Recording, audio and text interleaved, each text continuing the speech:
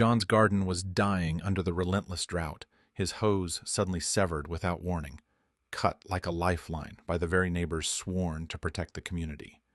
Anger burned in his chest as he stared at the dry soil, but what he discovered next would shatter everything they thought they knew. But what happened next will shock even those who thought they'd seen everything. But first, let's go back to the beginning. The unforgiving cut was more than just a severed hose. It was a brutal symbol of control, a sharp reminder of how quickly order could turn to oppression under the guise of necessity. John stood on the cracked concrete porch, the metal spigot cold and unyielding beneath his grip, the faint drip of water a cruel tease to the garden beyond. Rows of wilting tomato plants and drooping beans sagged in the relentless sun, leaves curling and browning as if life itself was retreating. Each plant was a testament to years of patient care, evenings spent coaxing sprouts to thrive, the quiet pride of nurturing sustenance from soil that barely yielded. He had done everything by the book, paid every quarterly assessment without complaint, trimmed the hedges to exact specifications, ensured the lawn never encroached beyond the invisible lines drawn by the HOA's meticulous regulations. And yet here he was, marked and sanctioned as if guilty of rebellion. The shock twisted into bitter disbelief. How had his name landed on that list?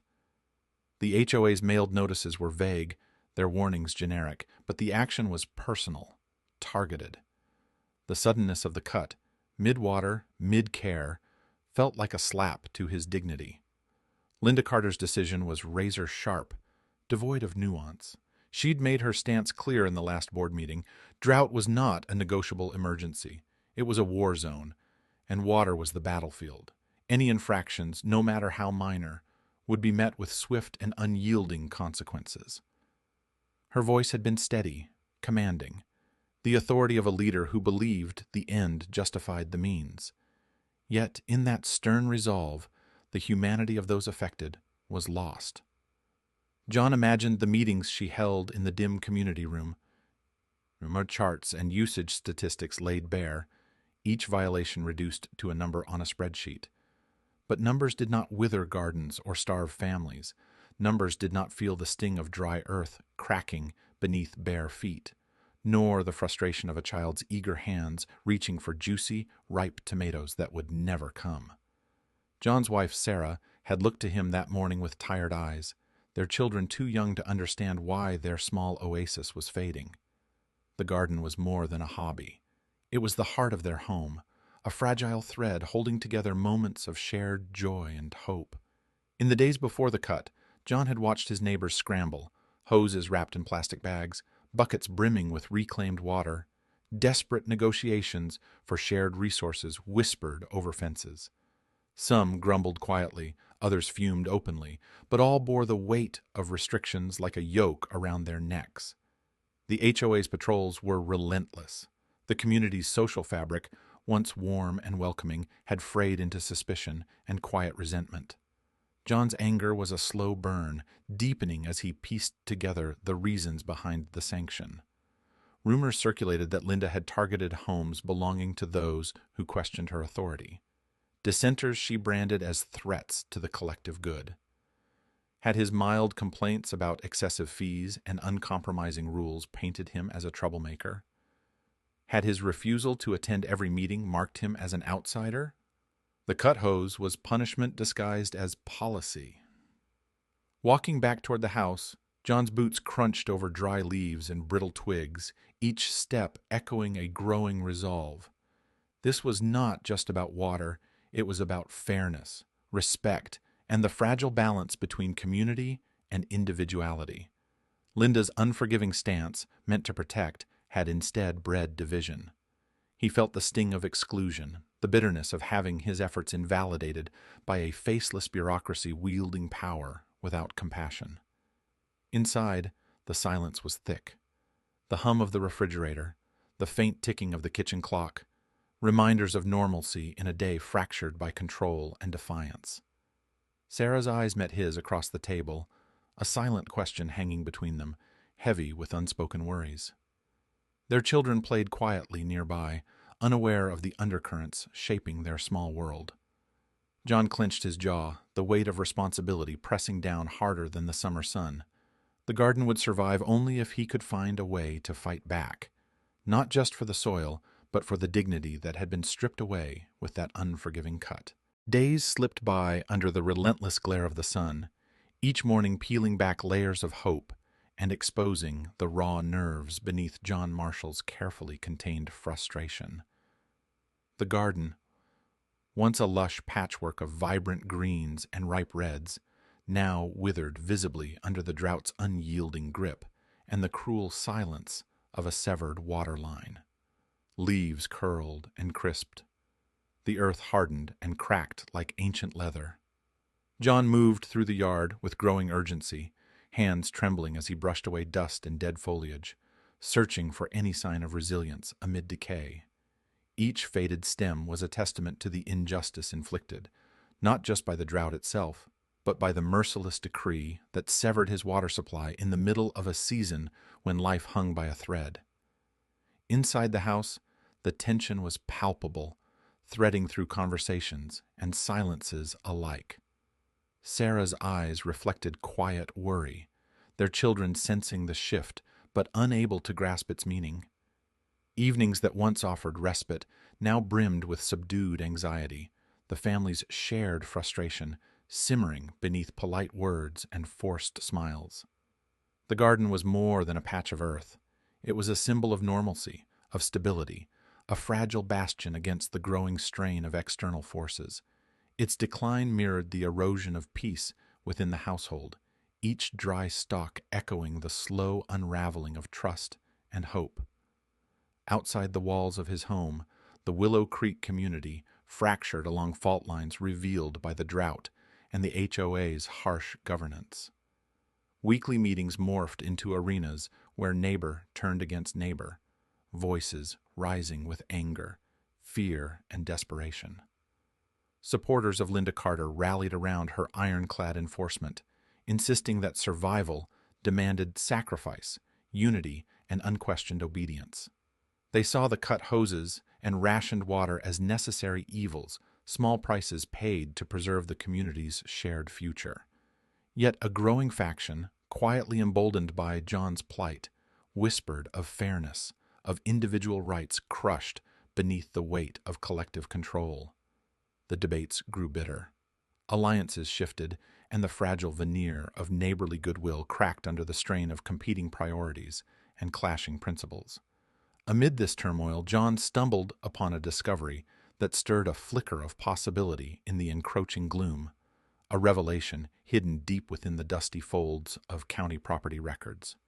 Buried beneath bureaucratic jargon and yellowing pages was mention of an old well on his land, a relic from decades past, long forgotten and disconnected from the HOA's centralized water grid. The well was untapped, a dormant artery beneath the surface, its promise whispered through the dry soil like a secret waiting to be unearthed. The idea that he might reclaim some measure of control, of life, ignited a surge of hope that felt almost dangerous in its intensity. But Linda's response was swift and unyielding. To her, the prospect of John accessing this independent source was not liberation. It was rebellion. It threatened the delicate balance she had fought tirelessly to maintain, the system she had enforced to stave off catastrophe. She framed John's potential move as reckless selfishness, a gamble that could drain the underground aquifers shared by all and imperil the entire community. Her language was firm, accusing, painting the well not as a resource, but as a weapon in a personal power struggle. She rallied the board and the neighbors, warning that permitting such an exception would unravel the fragile order, encouraging others to seek loopholes, fracturing the unified front required to survive the drought. Tensions that had simmered now boiled over. The community's quiet streets, once marked by friendly waves and shared barbecues, echoed with whispered arguments and veiled accusations.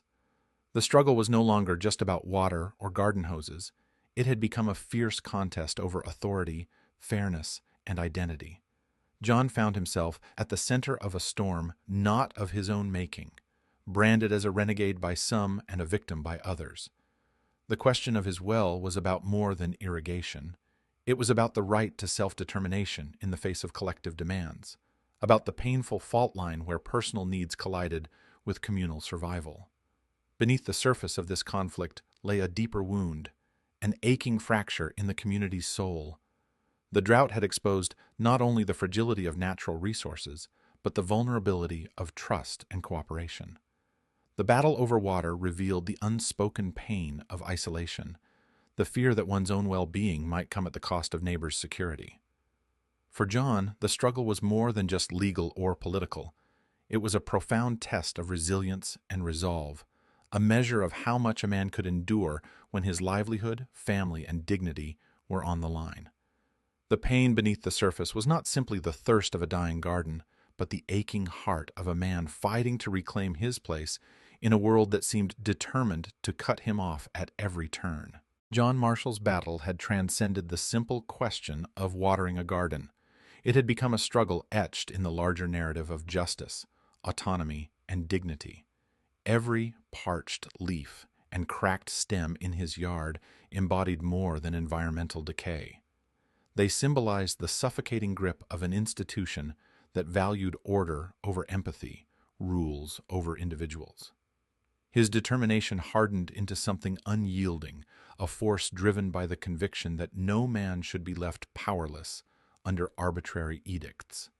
The discovery of the well was a lifeline, yes, but John understood that to truly turn the tide, he needed more than just access to water. He needed to claim authority, to rewrite the terms of engagement. The process of purchasing the well rights was painstaking and meticulous. John pored over legal documents, navigating a labyrinth of county ordinances, property laws, and water rights statutes that often seemed designed to confound and deter. Every signature, every fee paid, every bureaucratic hurdle cleared was a deliberate stroke of empowerment. This was no impulsive act of defiance.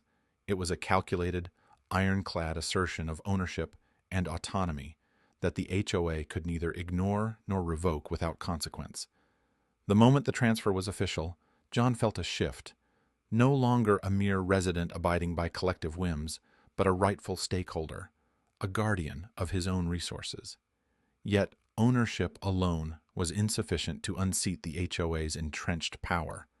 The community's shared water system was the lifeblood of Willow Creek, the axis around which daily life revolved. The HOA's control over this system gave it leverage that extended far beyond enforcing drought restrictions. It was control over survival, over comfort, over the unspoken social contract binding neighbors together. John knew he had to confront this directly, to expose the fragility behind the veneer of authority. With counsel from a savvy local attorney versed in water rights and HOA regulations, John crafted a strategy that was bold and unorthodox. He quietly secured the backing of several neighbors who, though silent publicly, privately resented Linda Carter's iron-fisted rule. These allies, wary of retaliation but united by shared frustration, formed a quiet coalition beneath the surface. Together, they waited for the moment to disrupt the status quo. The day John shut off the HOA's main well was seismic. The flow of water that had long been taken for granted ceased abruptly, leaving faucets dry, sprinklers silent, and a stunned community grappling with an immediate and existential crisis. Linda and the board were blindsided, their authority suddenly precarious in the face of an unyielding reality. Without access to the central water supply, the entire neighborhood faced the stark prospect of thirst and hardship. The very mechanism they had wielded to enforce compliance was now a bargaining chip turned against them. Confronted with this upheaval, Linda's rigid stance began to fracture. The board convened emergency meetings, their tone shifting from condemnation to negotiation. John's move had upended not only the logistics of water distribution, but also the political dynamics within Willow Creek. Power was no longer a one-way current flowing from HOA leadership to residents. It was now a contested terrain, demanding dialogue and compromise. The negotiations were tense and protracted, fraught with the weight of months of mistrust and simmering resentment. Yet beneath the sharp exchanges and guarded postures lay a shared recognition of necessity. The drought demanded cooperation, but it also required respect for individual rights. John advocated fiercely for a water-sharing arrangement that balanced community conservation goals with the acknowledgement of private ownership and autonomy. He insisted that residents should not be pawns of an inflexible bureaucracy, but partners in stewardship, each entitled to fair consideration. Linda, though reluctant, conceded to terms that redefined the community's approach. The agreement formalized transparent guidelines, incorporated mechanisms for appeal and exceptions, and recognized privately held resources like John's well as legitimate parts of the overall system. It was a fragile truce, yes, but also a breakthrough, proof that rigid control could give way to dialogue, and that order need not crush individuality. John's victory resonated beyond the garden fences. His story spread quietly through Willow Creek and neighboring communities, igniting conversations about fairness, power, and the limits of authority. And it became a quiet beacon to those caught in similar struggles, a testament that even entrenched systems could be challenged through courage, knowledge, and solidarity. His fight was not merely a personal triumph, but a call to rethink how communities govern themselves in times of crisis, how to balance collective good with personal dignity. In the weeks that followed, John's garden began to recover. The gentle sound of water flowing from his well was not just irrigation, it was restoration. Leaves turned green, blossoms bloomed, and the earth softened beneath renewed care. His family's pride was rekindled, and neighbors looked on with a mixture of admiration and cautious hope. The well had become a symbol, a source of life, yes, but also of resilience and change. John Marshall had stood against the unforgiving drought and an unyielding authority, and in doing so, he had turned the tide not only for his garden, but for the spirit of Willow Creek itself. The fight for water had become a fight for justice, for respect, and ultimately for a future where hope and courage could reclaim even the driest soil.